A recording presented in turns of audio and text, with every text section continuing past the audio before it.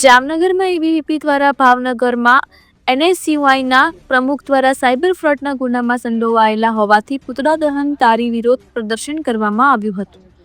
ભાવનગર એનએસયુઆઈના પ્રમુખ અસમાન Khan બલોચની cyber fraud જેવા ગંભીર ગુનામાં સંડોવણી સામે આવતા અખિલ ભારતીય વિદ્યાર્થી પરિષદના કાર્યકરોએ એનએસયુઆઈ વિદ્યાર્થી નેતાના કારનામા સામે દહન કર્યું હતું અને આ તકે પોલીસ દ્વારા પુતળા દહન કરી રહેલા એબીવીપીના કાર્યકરોની અટકાયત કરાઈ છે.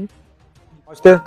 ઉત્સવ પંડ્યા, નગર મંત્રી, અખિલ ભારતીય વિદ્યાર્થી પરિષદ જામનગર. આજ રોજ અખિલ ભારતીય વિદ્યાર્થી પરિષદ જામનગર દ્વારા છેલ્લા 5 દિવસ અગાઉ એનએસયુઆઈના ભાવનગરના પ્રમુખ અરસમાન ખાન બલોચ દ્વારા જે 50 લાખની આસપાસ જે વિદ્યાર્થીઓને યુવાઓની જે ફ્રોડ